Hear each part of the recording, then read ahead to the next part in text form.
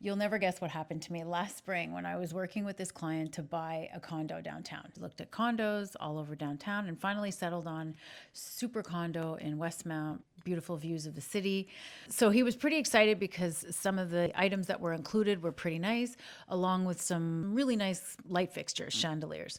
So we do the offer, we close the deal, everything's good. Fast forward to the notary a couple of months later, and like most transactions, the buyers want to go and see the place that they just purchased. They're usually pretty excited about going to see it. Later that day, I check in with him and I say, how did it go?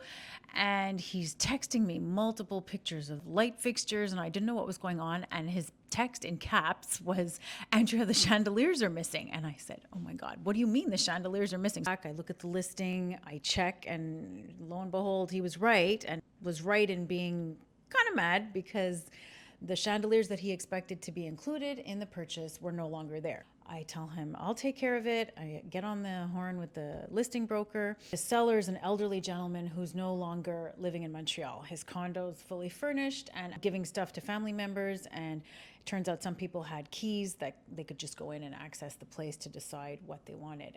It was the ex-wife's ex-grandson who decided to help himself, I guess, to grandpa's stuff. So he liked the chandeliers, actually had them dismantled, boxed, and shipped out, and then replaced them with, less extravagant light fixtures. And so, well, now he wants the chandeliers back, and he's saying that the guy stole them, and maybe the seller didn't even know about it. So there was all this back and forth on emails.